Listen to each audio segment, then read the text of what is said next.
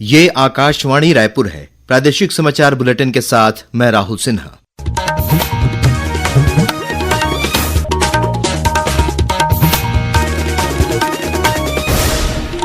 और अब पेश है आज के मुख्य समाचार। राज्य सरकार भारतमाला परियोजना के क्रियान्वयन में भ्रष्टाचार की जांच ईओडब्ल्यू से करवाएगी। राज्य मंत्रिमंडल की बैठक में लिया गया फैसला। बीजापुर जिले में आज 24 लाख रुपए के 17 इनामी माओवादियों ने किया आत्मसमर्पण। महासमुंद, बेमेतरा और गरियाबंद में आज हुए सड़क हादसों में 10 लोगों की मौत।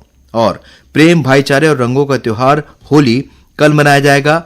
आज रात होगा होलिका दहन। अब समाचार विस्तार से। राज्य सरकार ने छत्तीसगढ़ में भारतमाला परियोजना के क्रियान्वयन में भ्रष्टाचार की शिकायत की जांच ईओडब्ल्यू के माध्यम से कराने का निर्णय लिया है।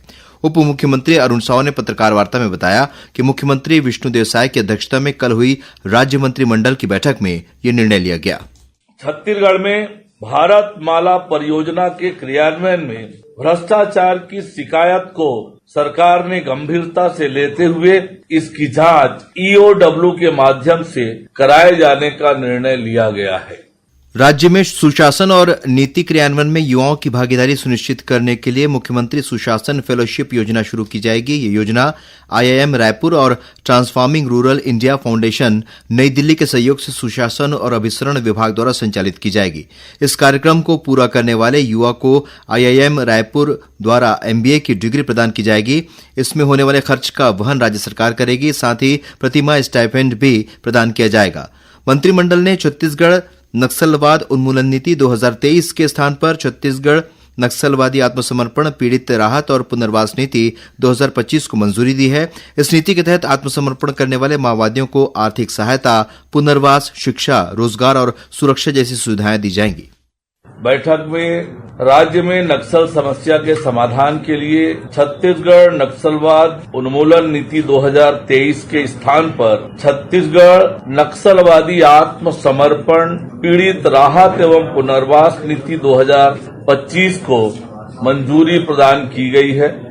वहीं मंत्रिमंडल ने राज्य में जल संसाधनों के बेहतर प्रबंधन और वैज्ञानिक योजना तैयार करने के लिए राज्य जल सूचना केंद्र का गठन करने का भी निर्णय लिया है। इसके लिए केंद्रीय जल शक्ति मंत्रालय से एमओयू किया जाएगा।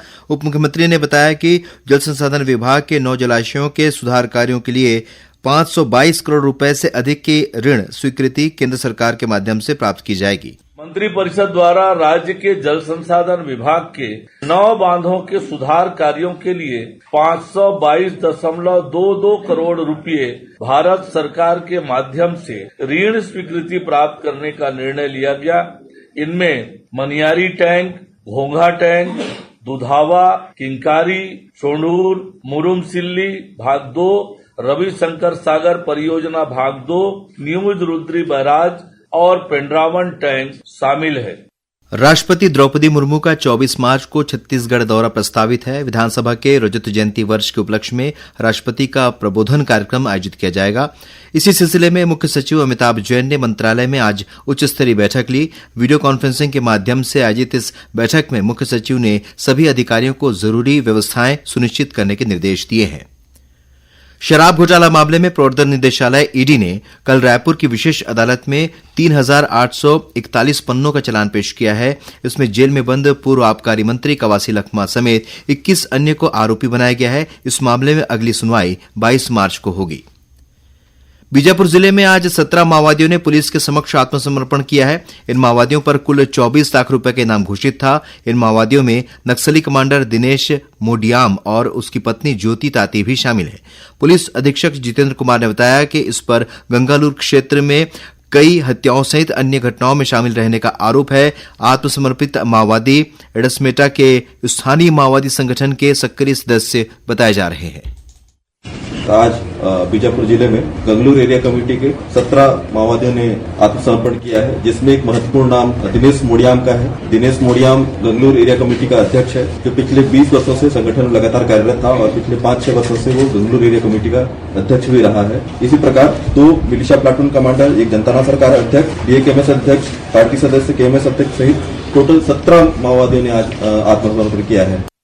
इन माओवादियों को शासन की पुनर्वास नीति के तहत 25,000 रुपए की प्रोत्साहन राशि दी गई।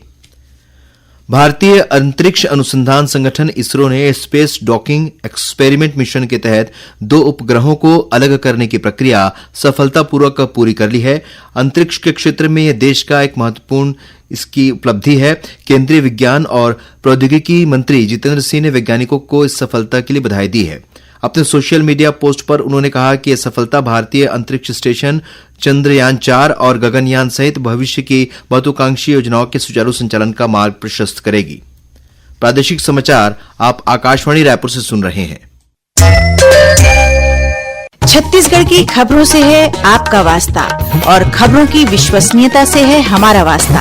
आकाशवाणी समाचार रायपुर के प्रादेशिक समाचार बुलेटिन के साथ ही हमारे समसामयिक कार्यक्रम आप रेडियो के अलावा अपने मोबाइल पर भी सुन सकते हैं। आकाशवाणी समाचार फेसबुक, ट्विटर और यूट्यूब पर भी उपलब्ध है। हमारा Facebook page Chhattisgarh news on AIR, Twitter handle CGAIR news और हमारा यूट्यूब चैनल है छत्तीसगढ़ AIR न्यूज। तो अब रेडियो के साथ ही आपके मोबाइल के जरिए भी हम पहुंच रहे हैं आप तक। छत्तीसगढ़ की हर खबर के लिए सुनते रहिए आकाशवाणी समाचार।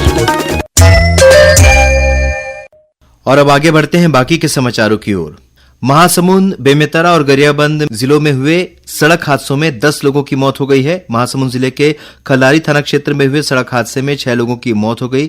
मिली जानकारी के अनुसार तेज रफ्तार एक ट्रक और कार में टक्कर होने से यह हादसा हुआ। बेमेतरा जिले में आज हुई एक सड़क दुर्घटना में 3 बच्चों की मौत हो गई। सिटी कोतवाली प्रभारी राकेश साहू ने बताया कि सैगुना गांव के पास एक कार राष्ट्रीय राजमार्ग क्रमांक 30 पर अनियंत्रित होकर पलट गई। इसमें 11 लोग सवार थे, जिसमें से 3 लोगों की मौके पर ही मौत हो गई। 8 घायलों को बेमेतरा जिला अस्पताल लाया गया, जहां से प्राथमिक उपचार के बाद उन्हें रायपुर के अंबेडकर अस्पताल में रेफर कर दिया गया है।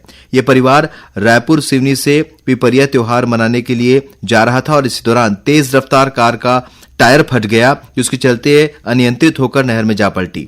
वहीं गरियाबंद जिले के बारूका गांव के पास एक कार अनियंत्रित होकर पेड़ से टकरा गई। इस हादसे में एक व्यक्ति की मौके पर ही मौत हो गई। वहीं 4 अन्य लोग घायल हो गए हैं। घायलों का गरियाबंद जिला चिकित्सालय में प्राथमिक उपचार के बाद रायपुर उन्हें रेफर किया गया है। प्रेम, भाईचारे और रंगों का त्योहार होली कल मनाया जाएगा। इसके पहले आज रात बुराई पर अच्छाई के जीत के प्रतीक के रूप में होलिका दहन किया जाएगा। राजधानी रायपुर सहित प्रदेश के विभिन्न जिलों में होलिका दहन की तैयारियां पूरी कर ली गई हैं। इस बार भी जागरूकता की वजह से कई जगहों पर लकड़ी के स्थान पर कंडों की होली जलाने की तैयारी की गई है। प्रशासन ने मुहूर्त के अनुसार आज रात 12:30 बजे तक होलिका दहन करने के निर्देश दिए हैं। पुलिस प्रशासन ने होली के दौरान अस्त्र शस्त्र के उपयोग और प्रदर्शन के साथ ही डीजे और मुखौटे पर प्रतिबंध लगाया है। वहीं तेज रफ्तार और शराब पीकर वाहन चलाने वालों पर कड़ी कार्रवाई की जाएगी। विशेषज्ञ चिकित्सकों ने रंगों के इस त्योहार को सावधानी और सुरक्षा के साथ मनाने की अपील की है। उन्होंने कहा है कि नाना प्रकार के पकवानों के इस त्योहार के दौरान खान पान में विशेष सावधानी बरतने की जरूरत होती है। वहीं आयुर्वेद चिकित्सकों ने बताया कि इस समय वातावरण में अनेक परागकण मौजूद रहते हैं जो एलर्जिक रोग पैदा करते हैं। इसलिए होलिका दहन में अगरू, आम, साल, नीम की सूखी टहनियों और गुगुल, कपूर जैसे आयुर्वेदिक जड़ी बूटियों का उपयोग हवन के रूप में करना चाहिए ताकि वातावरण संक्रमण रहित हो सके। इस बीच राज्यपाल रमेश डेका और मुख्यमंत्री विष्णुदेव साय ने प्रदेशवासियों को रंगों और उल्लास के पर्व होली की शुभकामनाएं दी है। मुख्यमंत्री श्री साय ने कहा कि होली केवल रंगों का उत्सव नहीं है, बल्कि यह हमारे जीवन में नई ऊर्जा और सकारात्मकता का संचार पैदा करने वाला पर्व है। ये त्योहारों में हमें सिखाता है कि जीवन में प्रेम, सौहार्द और भाईचारे के रंग सबसे अनमोल है। राज्यपाल रमेश डेका ने आज राजभवन में मुख्यमंत्री विष्णुदेव साय ने भेंट कर होली की शुभकामनाएं दी और राज्यहित से जुड़े विषयों पर चर्चा की। स्वास्थ्य मंत्री श्याम बिहारी जायसवाल के निर्देश पर होली के त्योहार को ध्यान में रखते हुए अंबेडकर अस्पताल की चिकित्सा व्यवस्था को सुचारू बनाए रखने की व्यवस्था की गई है। अस्पताल अधीक्षक डॉक्टर संतोष सोनकर ने डॉक्टरों, नर्सिंग स्टाफ, पैरामेडिकल स्टाफ और अन्य संबंधित विभागों को अलर्ट मोड में रहने के निर्देश दिए हैं। होली के दौरान किसी भी प्रकार की दुर्घटना या आपातकालीन चिकित्सा स्थिति के संभावित मामलों को देखते हुए आपात चिकित्सा सेवाओं को 24 घंटे चालू रखने के निर्देश दिए गए हैं। होली के दिन कल 14 मार्च को शासकीय अवकाश होने के कारण ओपीडी बंद रहेगा, लेकिन इमरजेंसी सेवाएं पूर्ववत 24 घंटे उपलब्ध रहेंगी। और अब कुछ समाचार संक्षेप में। नारायणपुर जिले में सुरक्षा बलों ने अमदई खदान निको कंपनी के डंप एरिया में 5 किलो का कुकर बम बरामद किया है। छत्तीसगढ़ व्यावसायिक परीक्षा मंडल द्वारा 23 मार्च को मत्स्य निरीक्षक भर्ती परीक्षा का आयोजन किया जाएगा। अभ्यर्थी आज से व्यापम की आधिकारिक वेबसाइट से अपने प्रवेश पत्र डाउनलोड कर सकते हैं। मुंगेली जिले के समाजसेवी उमाशंकर कश्यप को बाल अधिकार और संरक्षण के क्षेत्र में उत्कृष्ट कार्य के लिए गोल्डन बुक ऑफ रिकॉर्ड्स द्वारा सम्मानित किया गया है। और कोंडागांव जिले के साइबर सेल की टीम ने अभियान चलाकर 1 महीने में गुम हुए 174 मोबाइल बरामद किए हैं। पुलिस अधीक्षक कार्यालय में आयोजित समारोह में मालिकों को उनके मोबाइल वापस किए गए। अंत में मुख्य समाचार एक बार फिर। राज्य सरकार भारतमाला परियोजना के क्रियान्वयन में भ्रष्टाचार की जांच ईओडब्ल्यू से करवाएगी। राज्य मंत्रिमंडल की बैठक में लिया गया फैसला। बीजापुर जिले में आज 24 लाख रुपए के 17 इनामी माओवादियों ने किया आत्मसमर्पण। महासमुंद, बेमेतरा और गरियाबंद में आज हुए सड़क हादसों में 10 लोगों की मौत। और प्रेम, भाईचारे और रंगों का त्योहार होली कल मनाया जाएगा। आज रात होगा होलिका दहन। इसी के साथ प्रादेशिक समाचार बुलेटिन समाप्त हुआ। नमस्कार।